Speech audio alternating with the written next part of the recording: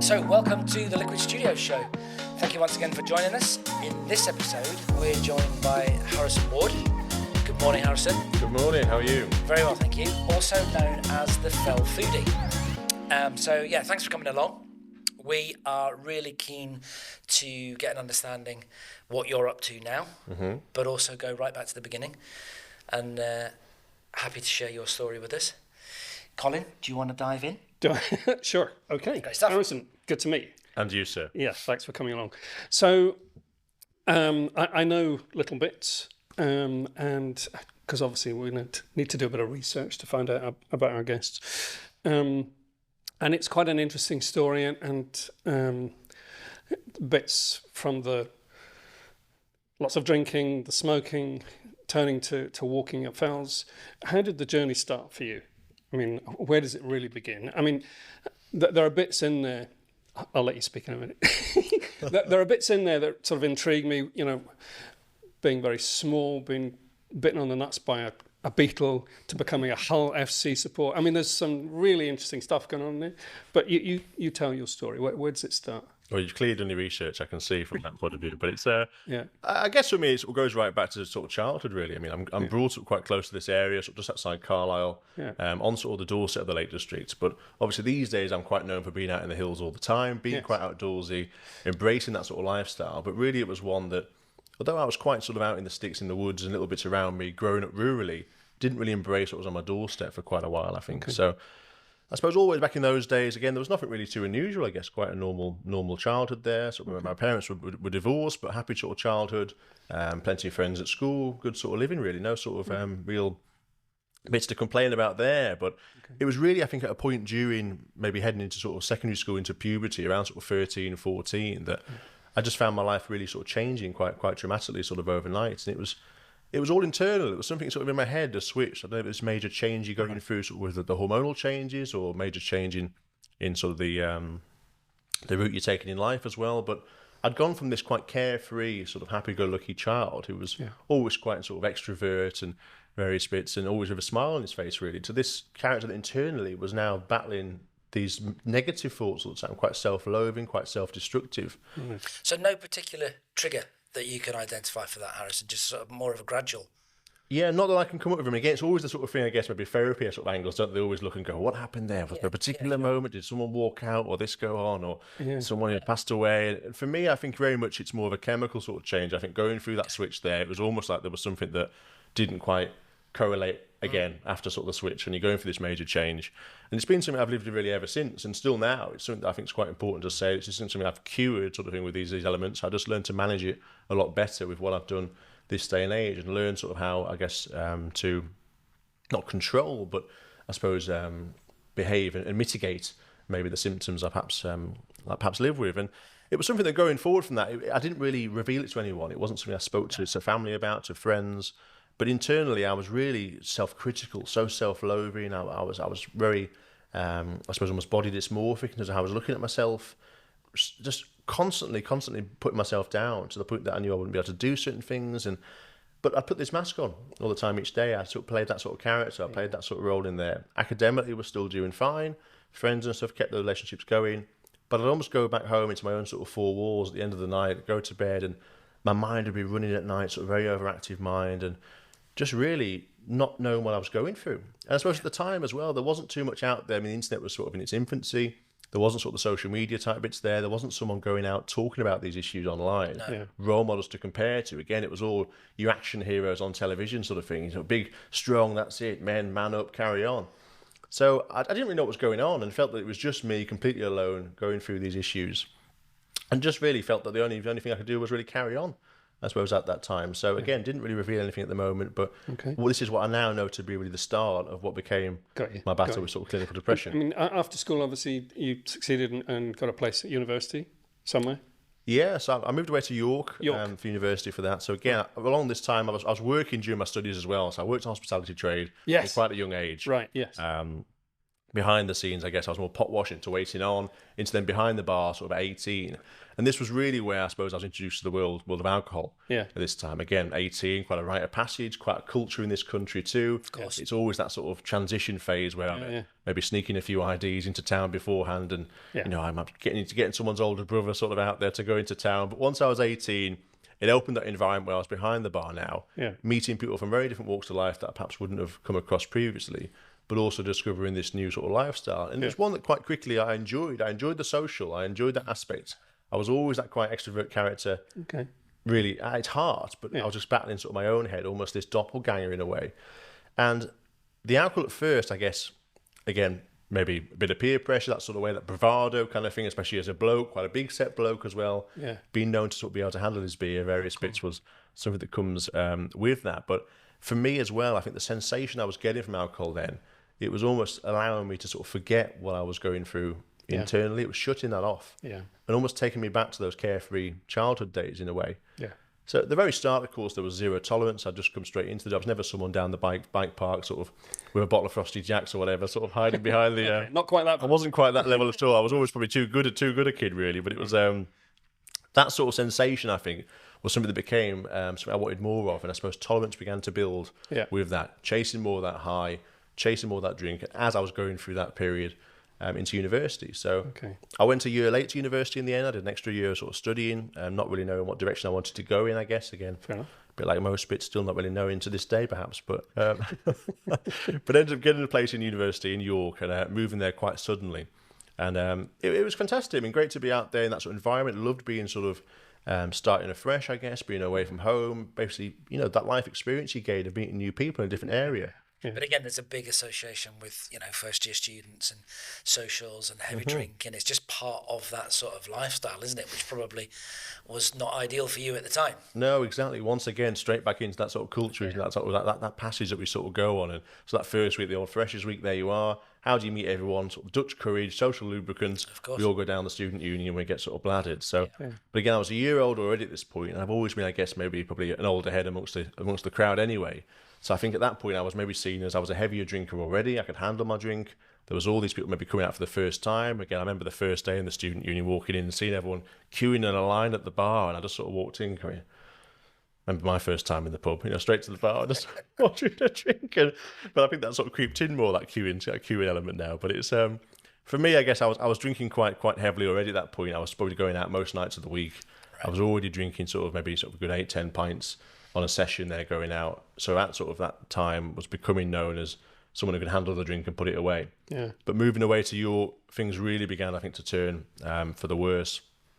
I found myself back in the hospitality trade that I was familiar with, because again, I wasn't someone that could really afford to go to uni and not work. So single mother background, various bits. So I found work again to sustain my studies. Yeah. But found that was also sustaining me on my other lifestyles going out, which I enjoyed. Yeah. That medicinal aspect, I suppose, that alcohol was providing me. Yeah. And it really began to sort of snowball from there, I guess, to the point that chasing that tolerance, chasing that high. Again, I was maybe getting a better drinker, if you would use those terms, putting my practice in, for example. And by sort of around 20, I was regularly consuming sort of in excess of 20 pints on a daily basis. I'd taken up smoking at this point. Again, I'd never touched a cigarette before those days, and my weight as well, I ballooned. I put about sort of 6 stone on, was about 22 stone I was at this point. So, and my studies began to fall by the wayside as I was just battling my head each day, really, not wanting to really be here, battling now suicidal ideations, constant sort of just bringing myself down all the time. So it was... Forgive me for interjecting at this point. So is there a family history of suicidal thoughts? I mean, why is that? Have you looked into that since?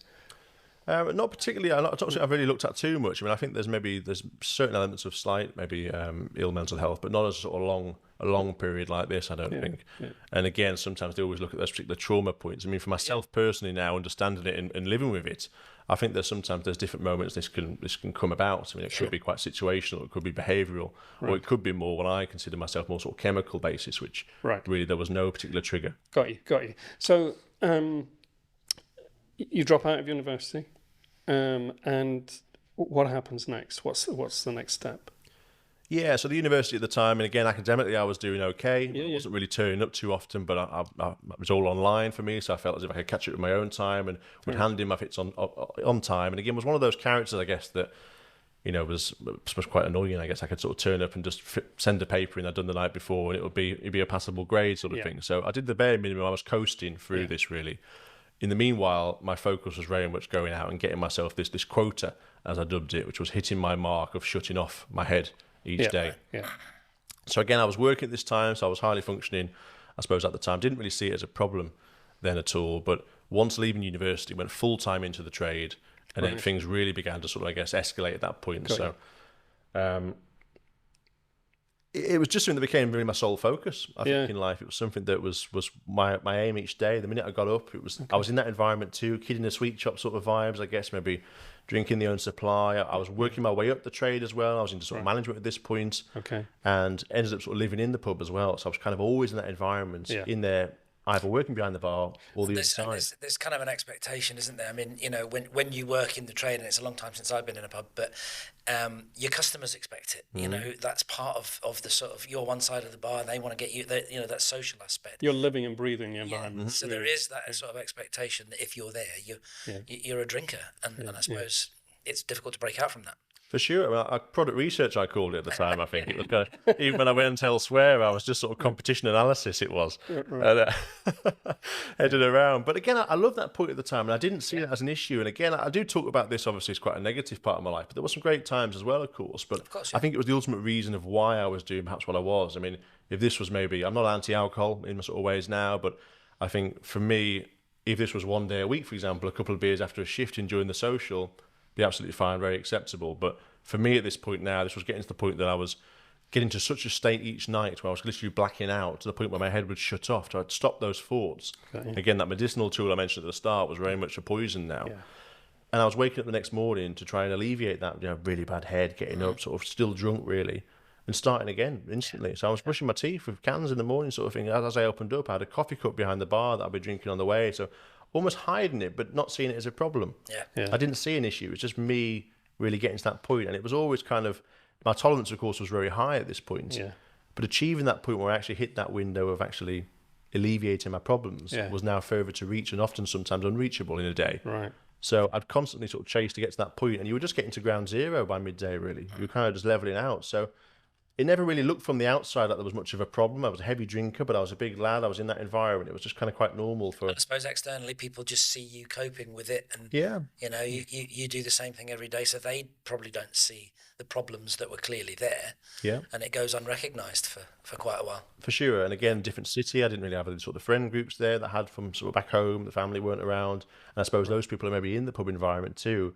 There'll be some that are there every day that are perhaps maybe on a slightly similar path to a degree that maybe won't see a difference either, or those that only come in one day a week, so don't see the severity of what's going on. So it was something that, again, I didn't really see as a problem at the time. I saw myself as a heavy drinker. I was proud of the fact that I was, but behind the scenes, I guess, I was using it in a different way. So what was the wake-up call? What was the slap on the face?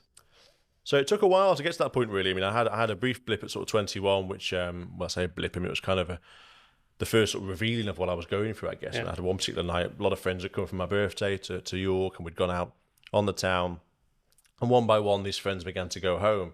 And it really kind of dawned on me really how alone I was in this city. The fact that I was just, my best friends were maybe bar owners and takeaway owners, really should have seen the light then maybe. But and one particular night I was stumbling home. Again, I don't recall too much of the conversation, but it just hit me how alone I really was in this city. What I was doing the same every day for no real purpose. I was kind of just existing. That's all it was. It was just getting through each day, not for me, but really for those around me, I guess.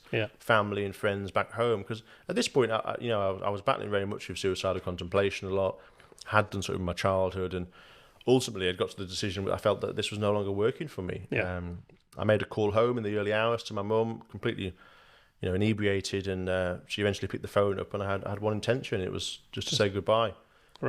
And again, I don't recall too much of what was said at the time, but I suppose it was a little bit of a cry for help, I guess, initially. I don't think I just probably wanted to go through what I was doing. But what I was using, again, to try and help me was not sustaining where I was going. But there was also annoyance, I guess, the fact I'd allowed that little gap, that vulnerability. I'd slipped almost in a way, in my own sort of hard exterior. You mentioned about purpose, because that's the theme of the podcast is, what is people's purpose? It sounds to me like, for a big chunk of your teenage years and early 20s, you didn't have a purpose at all. It was just, getting through the day. And so coming back to Colin's point, that sort of light bulb moment, you've chosen also to be very open about the challenges, which I suppose a lot of people might battle through them but not be so open about it. Has that become the sort of purpose now, the spreading the word, spreading your story, and making people a little bit more aware of these sort of challenges? I think you hit the nail on the head there, what you said. I think for me, it was something that, I didn't really know what direction I was going on. And you were trying to get pushed on these avenues, maybe by society, in terms of this is your next steps into university and what's your job going to be for the next 40 years, and then you retire. And I didn't really ever feel like I conformed to that sort of thing, or not know where I wanted to go. And I was very lost, I guess, myself in terms of who I was. Had maybe the personal traits that I felt were strong of value. And I guess that was where I got to a point where this was really a big changing point. The fact that alcohol that was never an issue for me really pierced me so much that it really watered down my values that I held close to myself. Okay. I mean, ultimately at the time, it was at the end of a relationship that really caused me to wake up from this. And acting unfaithfully to this partner was the final straw, I guess. It was rightly so the end of that relationship. But for me, it was almost a realization of how much I'd changed as an individual. This was never me wanting to be a burden on others, never wanting to hurt somebody else. It was me just trying to exist my own way, of getting through my own head. And I now hurt someone that I love dearly by acting out of character. It was an argument that sort of gone out on, obviously used to do with the alcohol, had merged into that relationship more. Yeah. There were two relationships really. They sort of leached in as we sort of obviously got closer, the relationship got more serious. And ultimately I'd gone out, and acted out of character. And loyalty was a trait I held very, very high in myself. And at that sort of realization, I think the fact that I was compromised almost, and it wasn't me, it really sort of caused quite a sudden sort of sharp wake up from this moment. And it was real breakdown moment, I guess, a real completely cataclysmic. Yeah. Like the floor fell from beneath you as my foundations had crumbled. Yeah. And overnight I'd literally gone from this, existing each day, just doing my routine, highly functioning, to now, obviously my relationship was over. I felt to the terms I couldn't be in this city any longer because of the familiarities I had in there. Yeah. I couldn't stay in that environment I was in terms of the work side of things, what I was. And I've been in this city 7 years. I decided to leave sort of overnight. So it was something that I was trying to get myself sober. I was trying to prove to myself that I wasn't that person I'd become. Yep. And felt that from that moment on, I came to terms with the fact I was an alcoholic. Yeah. And held my hands up, as you say. And that was really the start of the openness. I mean, it's my ultimate vulnerability. I guess there was two ways to go. It was either that ultimate shifting off this mortal coil. Yeah. Or literally going, look, this is where I am. I need help here. Yeah. I'm completely vulnerable and really accountable for my actions as well. Yeah. So at the time, my personal Facebook, I just put out there why I'd left the city, the reasons behind it, what I've been suffering from maybe 13 onwards, and what I was trying to do in the next steps, which was trying to get sober, trying to get clean. And in doing so, I returned to Cumbria to try and make that change. But when you, as you say, when you sort of went public first with that, did that come with some sort of sense of liberation as well? It's out there now, that the genie's out the bottle, and did that come with its own sort of pressures to now deliver on the fact, you've gone public, you've told everyone. Did that come with some pressure that you've got to make good now? At the time, I don't think I saw it that way. Right. I think looking back sort of retrospectively, perhaps, at the time it was very much I was just broken as an individual. I was kind of just completely shattered, and I suppose I felt like I owed an explanation. Maybe to those I'd left behind. I felt like I'd let people down, not my girlfriend at the time, but my employers, friends I'd made in the city. People had come back to all of a sudden. It's like, why is he back in Cumbria? Like, I didn't like those questions, maybe that hearsay to be around, that gossip to begin. So I just put it out there and go, this is what's going on. But initially it was mainly for myself, I guess, at that point. I didn't see it as anything other than that. And again, I suppose facing the music and certain things you've got to do. You make mistakes in life and certain bits. And I think you've got to be, this is what I've done. So I wasn't going to hide away from that. But it was only later on, I think, through this journey, of course, I went through quite a major transformation across that next sort of year to a point, and set up an Instagram page in the end of what I was doing, which was all anonymous as well, just the adventures I was going on there in the Lake Districts and maybe the activities I was doing behind the scenes in a new lifestyle. And I shared it again on there, perhaps. I was 2 years sober at this point, so it was 2016, that turnaround. 2018 was now this moment. And like the start, again, warts and all, I put out there what I'd done and what I'd been through, and the change I'd done. I mean, at this point, of course, I'd lost that sort of weight. I was 2 years sober from that moment. I'd stopped smoking. I was now out in the hills most days, hiking various bits up. I'd ran a marathon at this point. It was a completely different switch in my life. And from this very lethargic, overweight, just inebriated character. That, obviously, the physical changes that must have come along with that. You know, you've stopped drinking, you've stopped boozing, you're more active. Your body's going to thank you for that. What's the how do you sort of see the link between the improvement on your physical side of things? How did that affect your mental health? Oh, hugely so. I think it's, again, I always use the metaphor in terms of, you know, putting bad fuel into a car and expect it to go 100 miles, for example. Yeah. Like, you can't push yourself on with these negative vices and expect good results in a certain way. So for me, it was something that I really stripped back from day one. So again, I vowed to sort of leave alcohol behind from that moment. Now, medically not advisable with those consumption levels I was having. Did seek help from all angles. So I did go and see sort of my family doctor. I was putting sort of some counselling, various bits, group therapy sessions, sort of AA, so if you'd like. Obviously, family and friends were very aware of what was going on. And I throw myself into fitness, as well as looking again at diet, which I'd always had this passion for cooking from a young age, going back to prepping things from scratch, as opposed to maybe falling in the takeaway, sort of at 3-4 in the morning on the way home. So those are all key elements, I think, in terms of switching vices, perhaps some more positive elements to try and make this improvement going forward. And again, activity outdoors was one of those that really was integral towards that change. And I think with others as well. I mean, I had a lot of people gather around, I guess, to come with me and almost pick me up and support as well. There was a huge support network in this that I do feel lucky to have had, because not everyone has that sort of thing, really. And again, I was at a point that I may have lost that if I continued on the lines I was going to. Yeah. There was ultimatum moments. There was times where perhaps people, you know, didn't agree with the nature of the path I was going down, which was, looking back now, very understandable. Yeah. But sharing in its entirety there, I think on this new platform now, that really then felt as if this was out there now. This was a sense of purpose. This can be used for good as a purpose.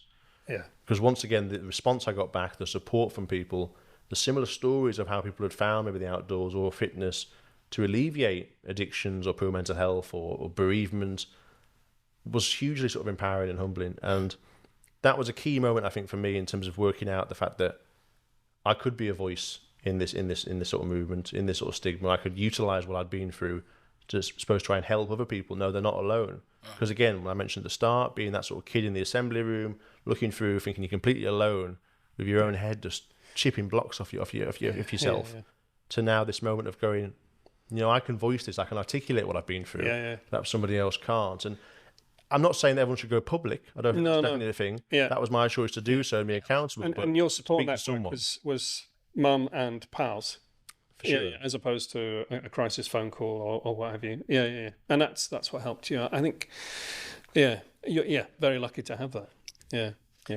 So if we fast forward to now, so we've got the Foodie. Yeah, we've got the living, breathing Foodie with us. Yeah.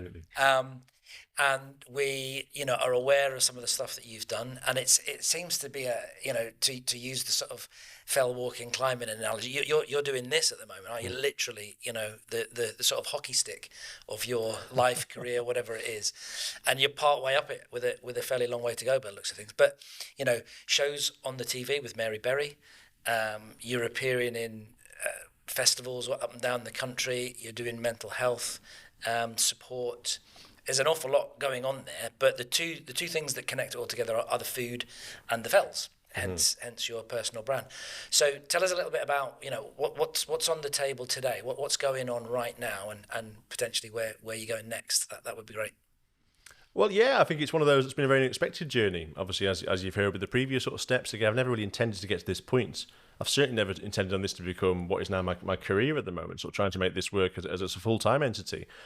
But ultimately, it's just always stemmed from being quite honest and open, I guess, having these discussions. And it's allowed me to go into some angles where I've had the chance to speak on some big platforms like sort of national media, television, magazines, even journalistic elements, and also perhaps into sort of schools, universities, corporate speaking, just essentially about just being very open and honest about my personal journey to try and really help others that are going through similar issues and provide maybe, I don't like to use the term motivational speaker, because I don't think that's my place to say that really. It's kind of person in the audience if they're motivated by it, but I suppose that's the sector you may be in.